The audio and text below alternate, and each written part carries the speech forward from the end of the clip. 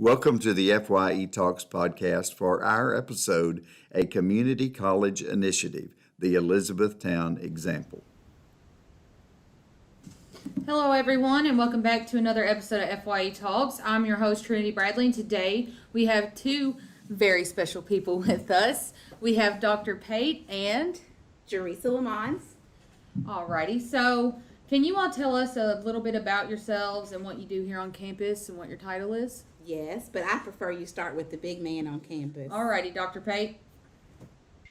Well, I appreciate being here. My name is Justin Pate. I'm president here at the college and been on the team going into my fourth year here and really enjoy what we do. And really proud to have Jerisa joining us. Jerisa's been with us 2 or 3 years now. Jerisa, what are we going on here? 3 years. 3 years. And has been just a phenomenal addition to our team. So, Jerisa, I'll turn it over to you, let you do a little intro work there. Okay. Yeah, so again, my name's Jerisa Lamons. Me and Trinity's had a conversation about please don't mispronounce my name. So she just kicked it to me, which was all natural. But what my position here on campus is I try to work across departments with faculty and staff and our students to make sure that we're providing a welcoming and inclusive environment for our students. And then most importantly, trying to impart equity into everything that we do in terms of serving our students here on campus. So, our topic today is the project or plan that Dr. Pate was introduced called the E-Town Example. So, can you tell us about what exactly the E-Town Example is? Sure, I'll get in a nutshell and then you can ask some questions. Jerisa can expand a little bit, but basically, you know, through this pandemic, we've had a lot of,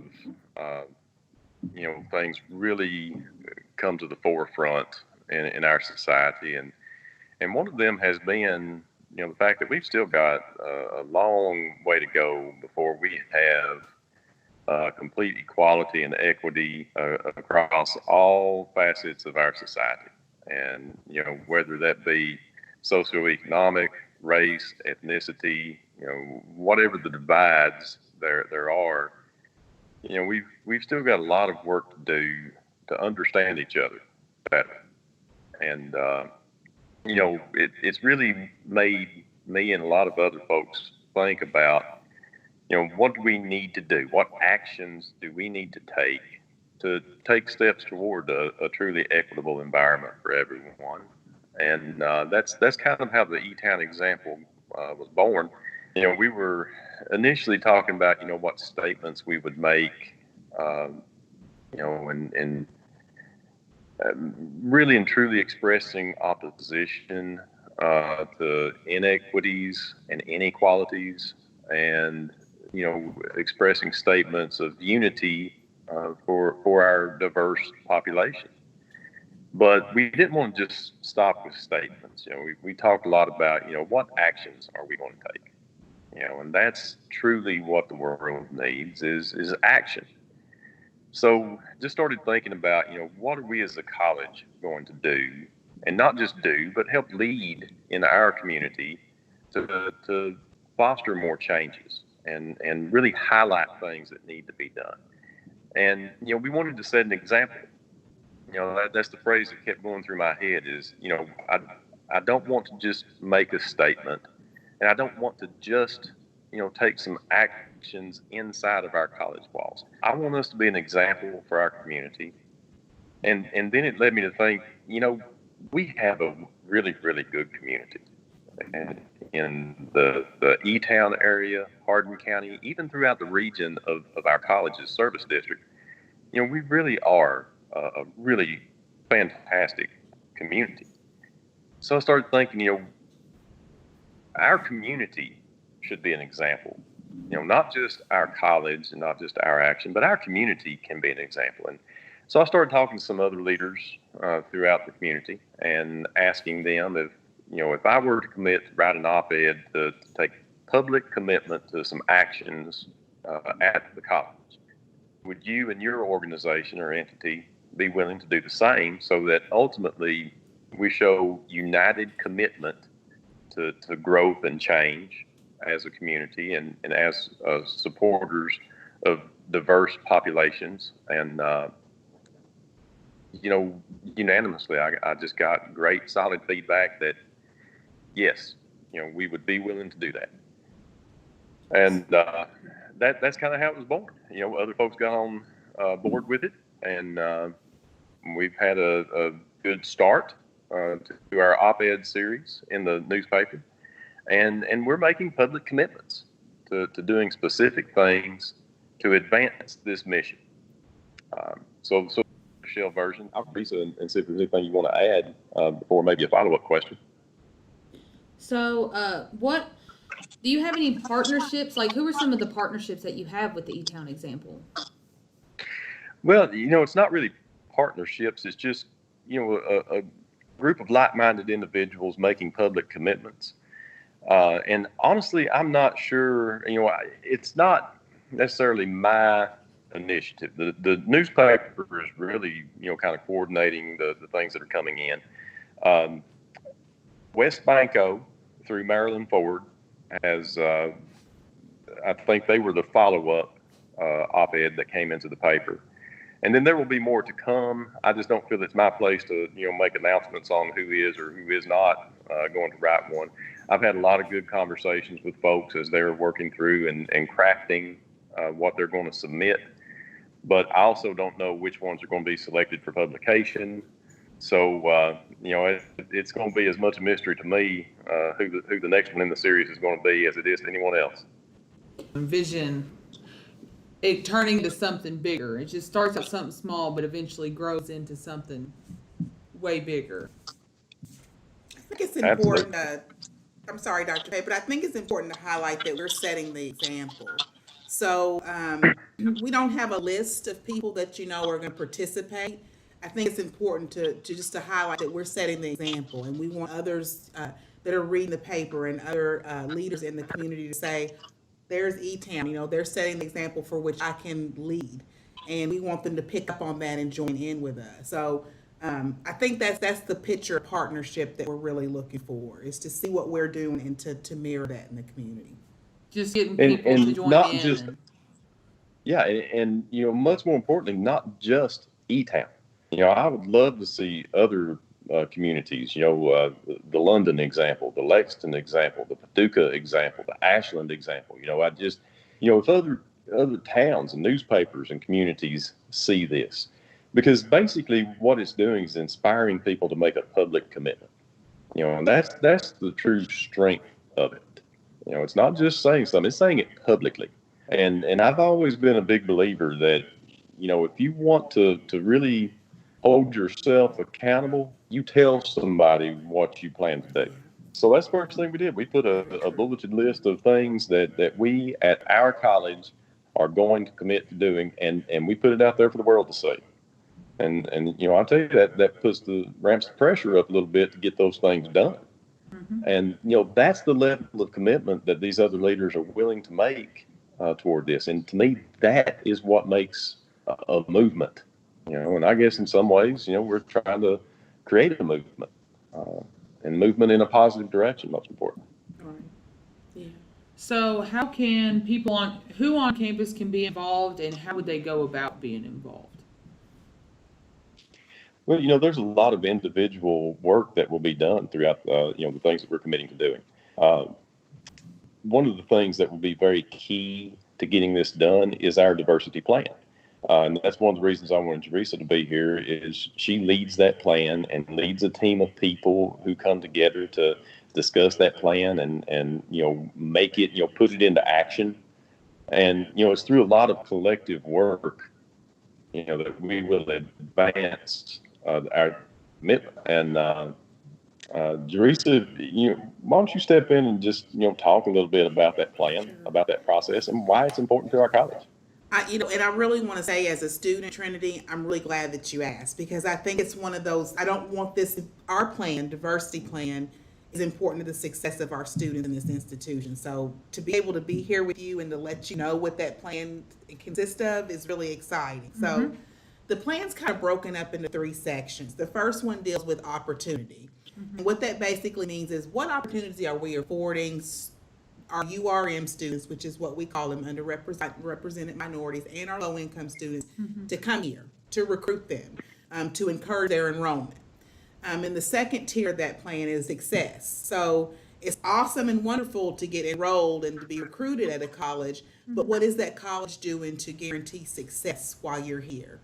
So that goes into, offering support services, expanding support services, making sure that not just you knows about FYE, but other students know about them. Making sure that people know where to locate the advising center and what goes on and happens in the advising center.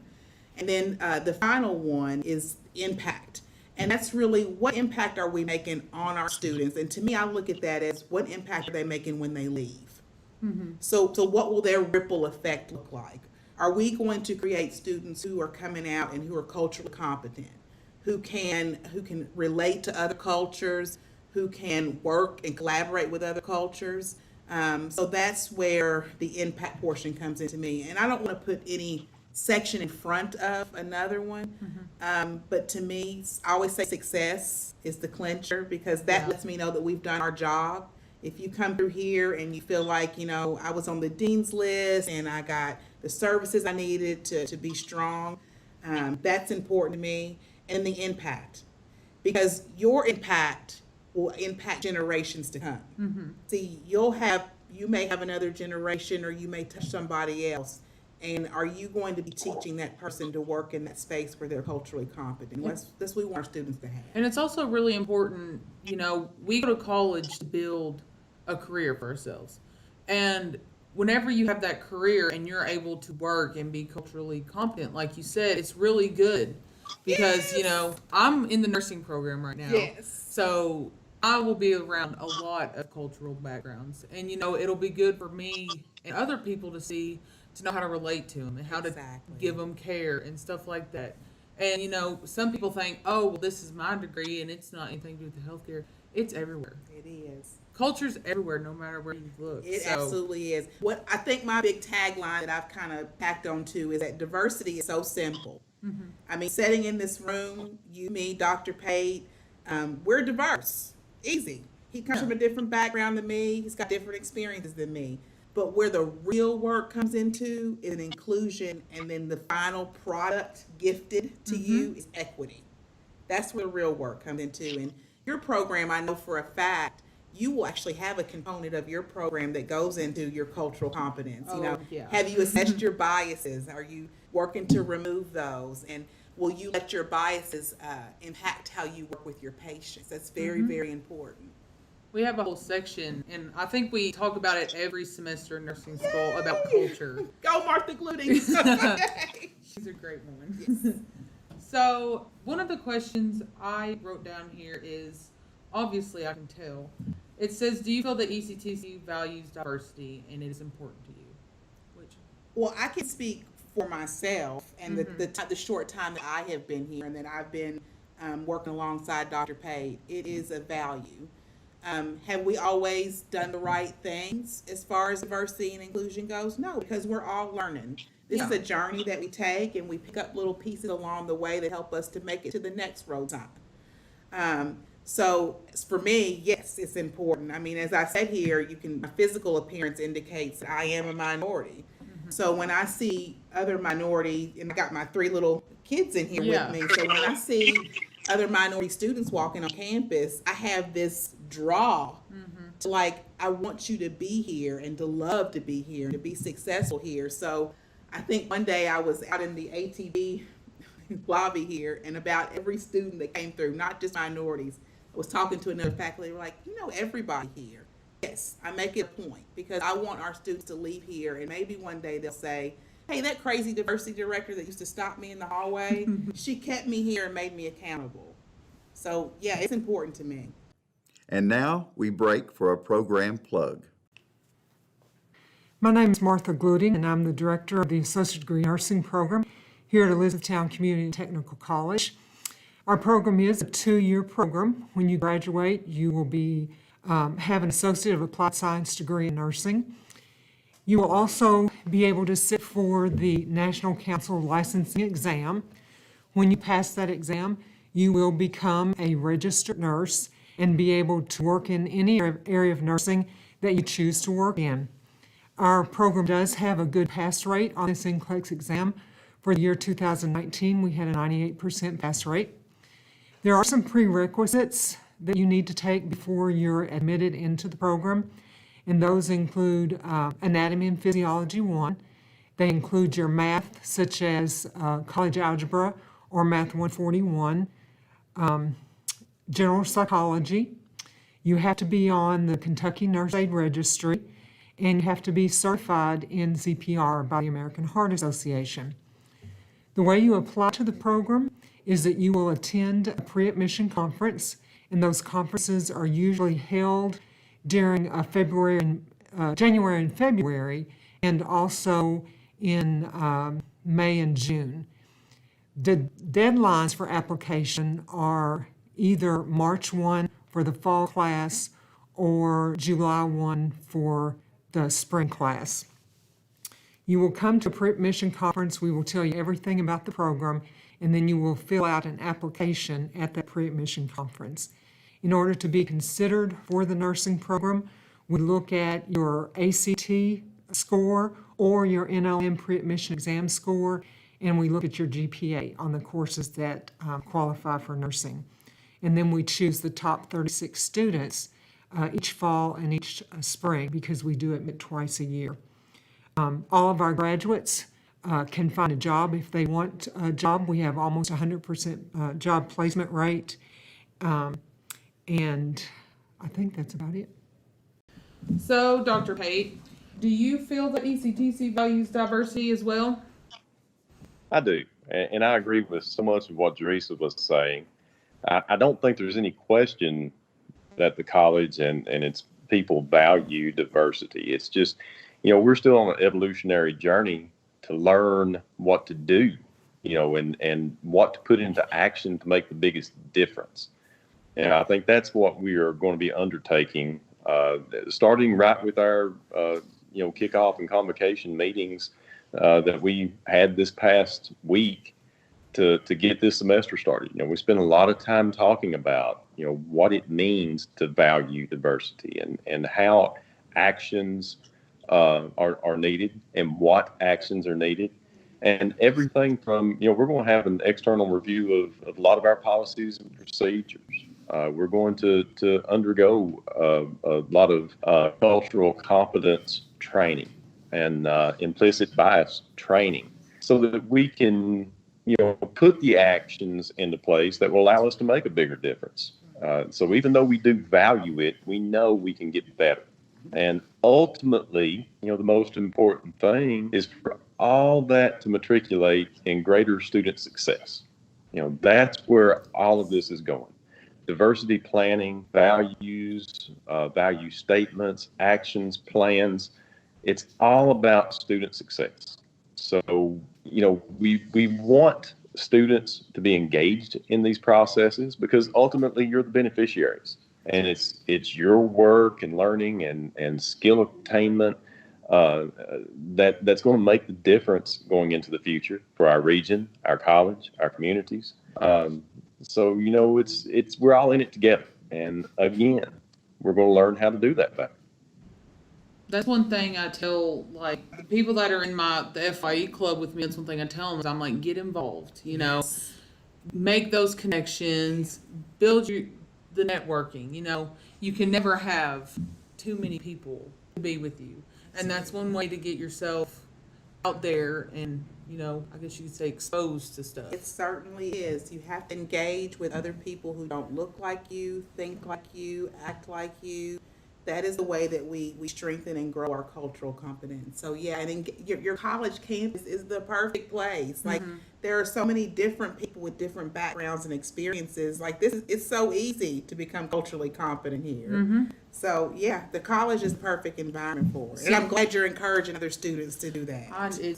Sometimes you got to. Yes. One thing that, coming from my personal experience, so I am originally from Litchfield, Kentucky, very small town. We didn't have, it was, main population was white people like me. Mm-hmm. So I went to Western, and going to Western was completely coming from a small town and then going to a big university, I was like, oh my gosh, there's so many different people here. And then I just loved meeting people. And I was in clubs at Western. I would go hang out at DSU, you know, talk to everybody. And that's one part of college that I loved, was like getting to meet people. It's funny you call it DSU, we call it Duck. So now it's DSU. Downing Student Union. Okay, we call it Duck. Back in That's the what we day. call it. But yeah, I mean, and so one thing I want to point out that I think is interesting is that when you started out describing your background, it's very similar to my background. Because I grew up here in Elizabethtown, very small town. I graduated with a class of 250 people from our independent school systems. And when I came to Western, it was eye-opening to me. And I think that's the thing that people have to understand, is that diversity, like I said, is very easy. It's about how we choose to include ourselves and how we look at everybody with that same equal lens. And the best way to do that is getting out and just challenging yourself. Yeah, You just got to do it. You can't you just got to go right ahead. So another question is diverse students and minorities and multicultural students. Is there any kind of office? Funny you ask. That is the office that I lead myself. And it's the Office of Cultural Diversity. We're located pre-COVID. We were located in the LRC 110. We hosted several really, really exciting, fun, engaging events. One that sticks on the top of my mind would be when we had the Color Fest here on campus. And all that was just finding a way to bring students together and get them to engage and talk to each other. And we just threw colored powder around, and it was the most fun that we've had. And we had a water gun fight. That sounds like a lot of fun. We've had speakers here on campus that help you to increase your cultural competence. But one thing I want to say is that although I'm the department, I work with several other departments to do this inclusion and equity work. For instance, the last project that I worked on was with SSS, and we showed the Stonewall Uprising films, and then came back and we had facilitated a conversation about that.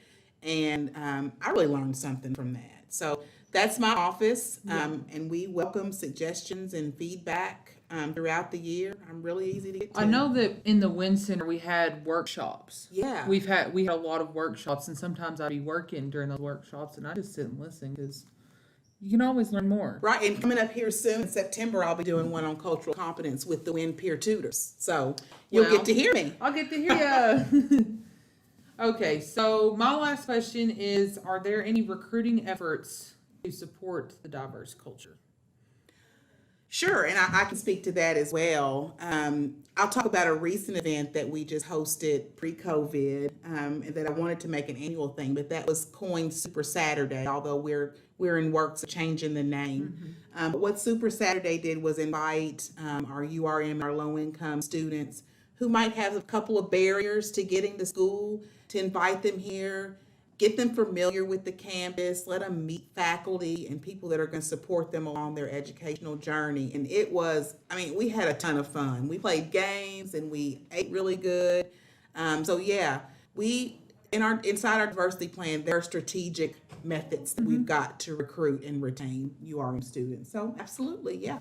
Because I was like, I'll add just a little bit for Dr. Pate on the E-Town example, because I think it's important that we kind of get out I think it's important that, and I know Dr. Pate will back me up on this, but I think it's important that we really are clear about what the E-Town example stands for in terms of our perspective from ECTC. Yeah. So that's going to include, we're going to look at our policies.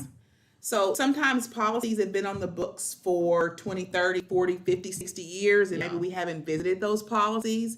We want to look at it with an equity lens. Are we being equal to everybody in terms of those policies and procedures?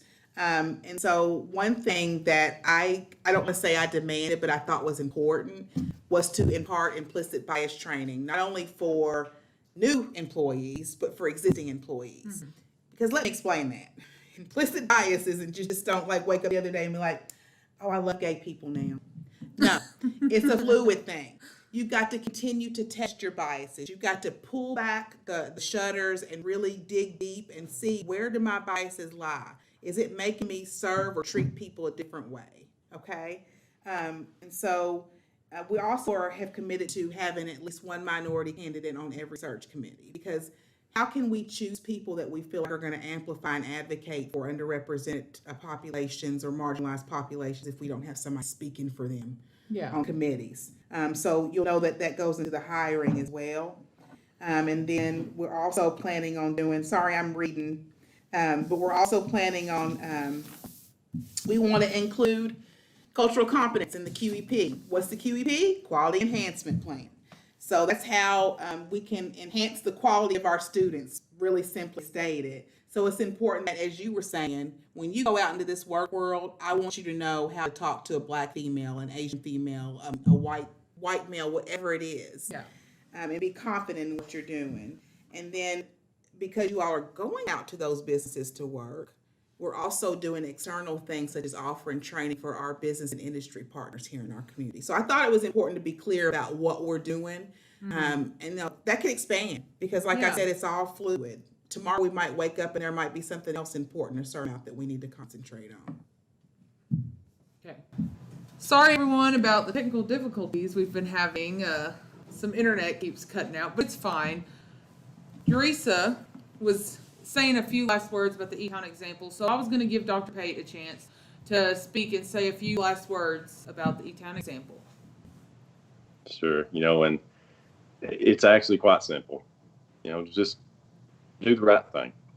It's the right thing to listen to and understand one another, and seek to understand before seeking to be understood. I think is kind of what we all got to get in the mindset of doing, and learning to be with one another in a productive environment is key, no matter what it is that we're talking about doing, no matter what technical skills or transfer goals we have. Ultimately, it's how well do we work with our brothers and sisters. And the E-Town example is just one way that we can all work toward that goal. And I'm very proud of our college and our community for being willing to do such a thing. And students, remember, it's all of us. This is all of us. We should all seek to understand. And, like was mentioned many times before, engage with the campus and the community and the campus community and participate. Be an active participant in what's going on here. And we'll all come out better for it in the end. But I do appreciate the time to share this. Appreciate FYE and all the work that you're doing with this podcast series and many other things across campus. It's a great time to be a part of the ECTC family. Thank you, Dr. Pate, and I appreciate you all coming on and talking today, and we will see you on the next episode.